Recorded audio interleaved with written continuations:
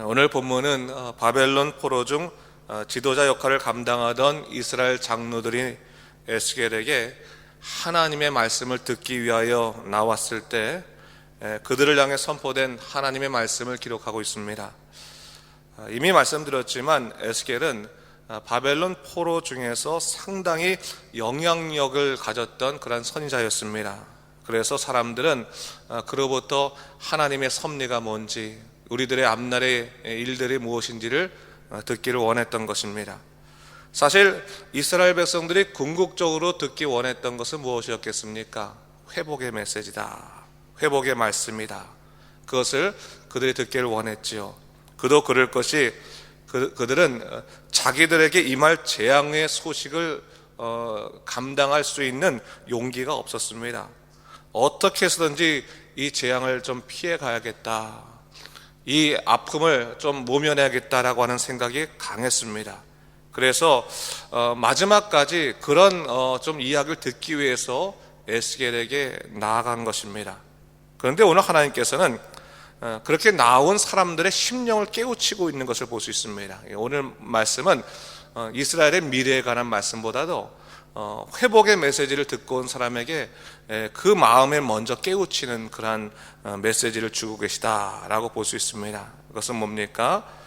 자기의 죄를 분명히 인식하고 철저히 하나님 앞에 회개하지 않는다면, 다른 말로 말한다면 하나님께 절대적으로 엎드리지 않는다면, 그리고 그 마음에 있는 우상의 마음을 떨치지 않는다면, 그럼 회복이 임할 수 없다라고 하는 것을 확인시켜 주고 있는 것이다 라고 볼 수가 있겠습니다.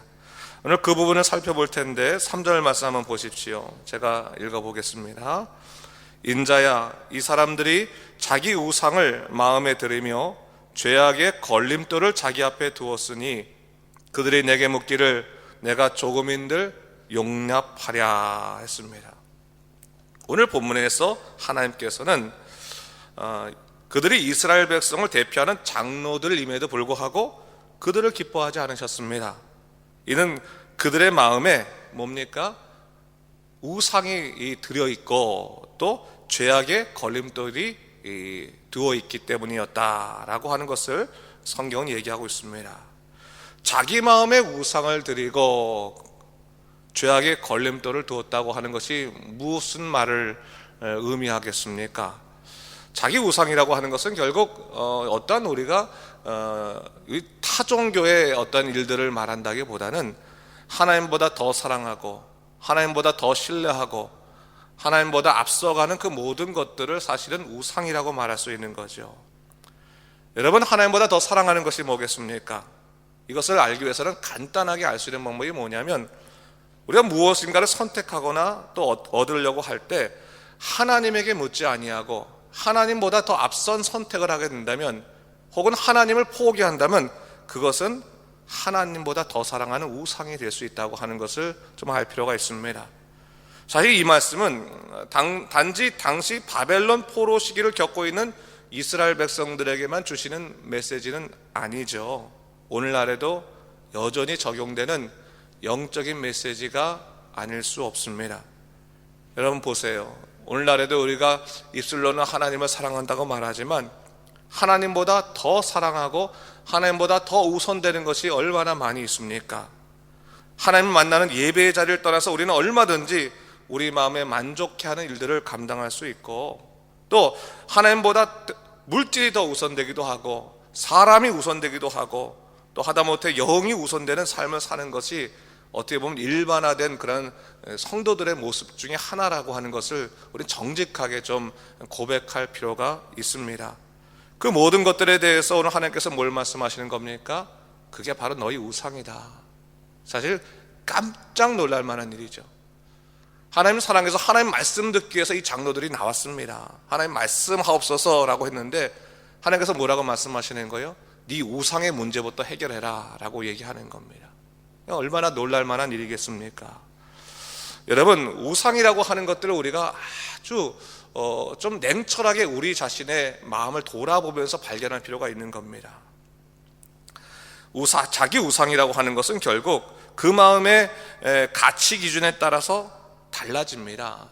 근데 중요한 것은 뭡니까? 선택의 상황 속에서 우상들이 드러난다는 거예요. 선택의 상황 속에서.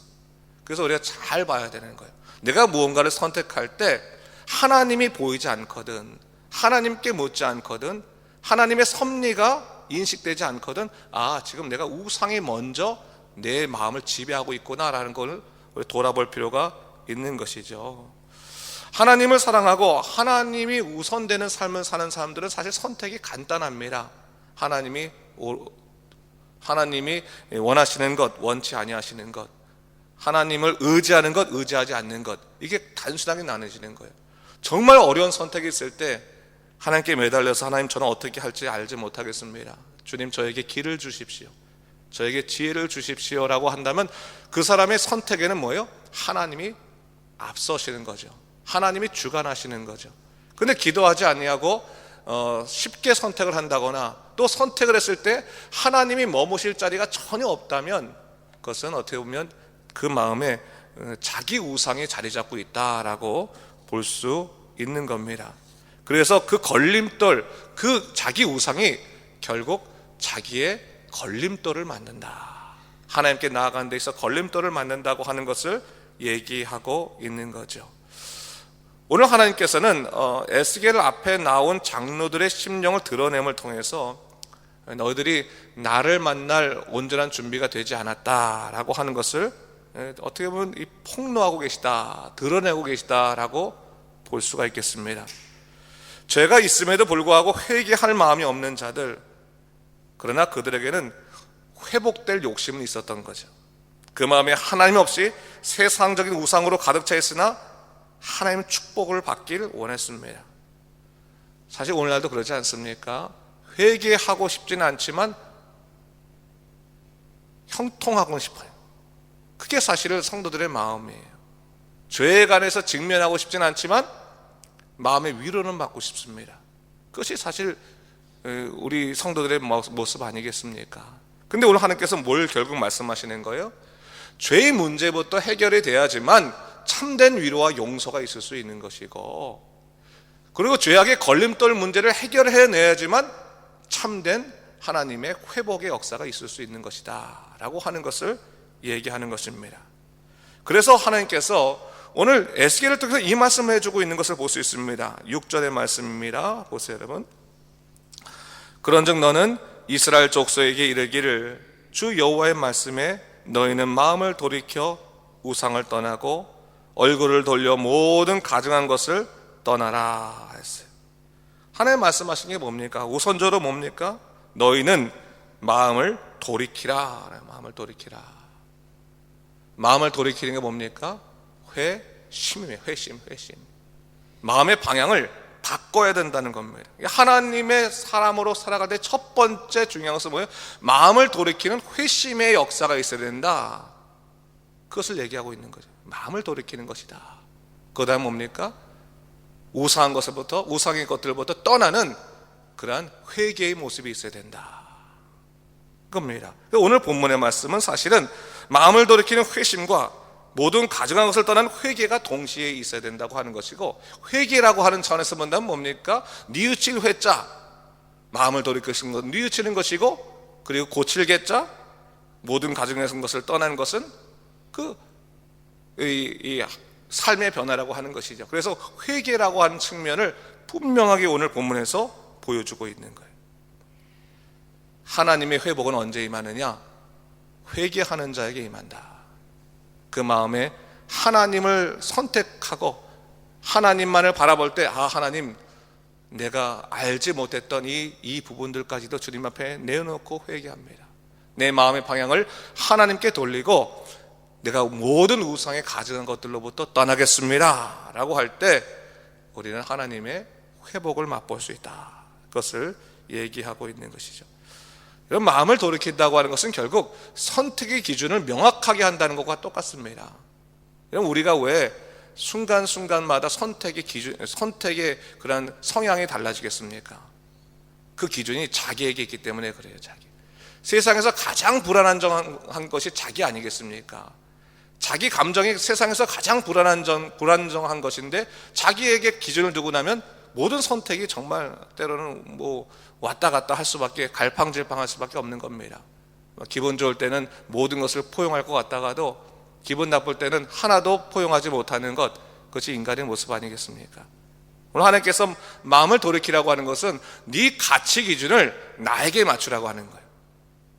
여러분, 우리가 가치 기준을 하나님께 맡길 때 때로는 우리는 감정의 문제가 있을지라도, 우리 삶의 모든 생각의 문제가 있을지라도 그것을 하나님 앞에서 해결받을 수 있는 놀라운 능력의 역사를 누릴 수 있게 되는 겁니다. 하나님 바라보고 이겨낼 수 있다고 하는 것이죠. 자, 그러면서 오늘 본문에서 이스라엘 백성들에게 패역한 마음을 따라 예언하는 자들에게 경고하신 장면이 나옵니다. 왜냐하면 이스라엘 백성들이 좋은 그런 이야기만 듣기 원하니까, 지금 회복의 얘기만 듣기 원하니까 그 예언을 자기 마음대로 할 수밖에 없는 것이죠. 그래서 경고를 뭐라고 하십니까? 9절에 보니까, 오늘 성경 말씀에 보니까, 만일 선지자가 유혹을 받고 말을 하면 나 여호와가 그 선지자를 유혹받게 하였음이거니와 내가 손을 펴서 내 백성 이스라엘 가운데서 그를 멸할 것이니라. 이 말씀은 조금 우리 이해할 필요가 있는데, 누군가가, 어느 선지자가 유혹을 받고 백성들이 원하는 말을 해준다면 그는 결국 멸망을 당할 것인데, 오늘 이 본문의 재미있는 표현은 하나님께서 그 선지자를 유혹받게 하였다라고 얘기하고 있어요. 여기서는 하나님이 유혹을 해서 그로 하여금 잘못된 예언을 하게 하셨다라고 하는 측면에서 얘기하는 것이 아니라, 모든 인생의 주관자는 하나님이신데 그들이 유혹받도록 내버려 두셨다고 하는 거예요. 자기 유혹받도록 내버려 두셨다. 그러니까 결국 멸망의 길은 뭡니까? 하나님께서 주관하지 아니하시고 그냥 내버려 두는 삶, 그것이 결국 멸망의 삶이다라고 하는 것을 다시 한번 확인할 수 있는 것입니다. 여러분, 하나님께서요 이스라엘 백성들을 혹독하게 다스리시는 것은 그들을 버리기 위해서가 아니죠. 그들을 다시 고쳐서 사용하시기 위해서입니다. 하나님은 선택하신 사람을 그냥 내버려 두지 않으세요. 어떻게 해서든 고쳐서 다시금 사용하시고 끝까지 일으키셔서 마지막까지 그들을 이끄신다고 하는 것을 잊지 말아야 됩니다. 그런 의미에서 11절 말씀은 우리 다 같이 함께 읽어보도록 하겠습니다. 11절 말씀입니다. 이는 이스라엘 족속이 다시는 미혹되어 나를 떠나지 아니하게 하며 다시는 그 모든 죄로 스스로 더럽히지 아니하게 하여 그들을 내 백성으로 삼고 나는 그들의 하나님이 되려 함이라. 주 여호와의 말씀이니라. 하나님께서 왜 그들을 혹독하게 다스리냐? 죄의 대가를 분명히 깨닫고 회개함으로 그 다음부터는 미혹되지 아니하고 하나님을 떠나지 아니하게 하는 것. 다시는 스스로 죄로 인해서 더럽히지 아니하게 되는 것. 그것이 하나님의 뜻이었습니다. 이를 통해서 뭡니까? 그들은 하나님의 백성이 되고 하나님은 그들의 하나님이 되시는 것. 그것이 하나님의 뜻이었다라고 하는 것을 증거하고 있는 겁니다. 여러분, 우리의 하나님이 하나님 되시면 우리가 전폭적으로 하나님을 나의 구주로 인정할 때 그분이 하나님이 되시는 거예요. 아무리 하나님이 하나님이시라 그래도 내가 하나님을 인정하지 않으면 하나님은 나의 하나님으로서 존재하지 못하시는 겁니다. 그렇다면 뭡니까? 하나님께서 우리를 사용하시기 위해서 때로는 우리의 죄된 생각과 고집들을 꺾으실 때가 있는 거예요. 무릎 꿇게 하실 때가 있는 거예요. 너는 나를 온전히 바라보고 나를 의지하라. 그럴 때 우리는 정말로 하나님이 나의 참 하나님 되심을 고백할 수 있고, 그 다음부터는 내 뜻이 아니라 하나님 뜻대로만 살아갈 수 있는 정말 믿음의 순종의 모습들을 갖게 되는 것입니다. 살아계신 하나님을 여러분 붙잡으시고, 오늘도 여러분 삶의 작은 부분까지 주관하시고 다스리시는 하나님께 의지하시는 여러분 되시기를 주님의 이름으로 축원합니다. 기도하겠습니다. 주 하나님 아버지, 감사합니다. 이 새벽에 우리를 주의 전으로 불러주시고 다시금 말씀을 통해서 하나님의 뜻을 생각하게 하시니 감사합니다. 하나님, 우리는 주님을 사랑한다 말하지만 여전히 아직까지 우리의 고집 가운데 살아갈 때가 얼마나 많이 있습니까? 그럴 때마다 우리가 분명히 알게 하소서. 하나님 앞에 모든 것을 내려놓고 마음을 돌이켜 우상의 것을 떠날 때 우리가 진정으로 하나님의 사람으로 설 수 있음을 기억하게 하시고, 오늘도 세상 것을 바라보는 것이 아니라, 죄된 것을 바라보는 것이 아니라 다시금 하나님을 바라보게 하시고, 또 모든 것을 고쳐 사용하시는 하나님의 놀라운 역사가 있으므로 주여 우리를 붙잡으셔서 당신의 뜻에 합당하게 사용하여 주시옵소서. 감사드리며 이 모든 말씀 우리 주 예수 그리스도 이름으로 기도드립니다. 아멘.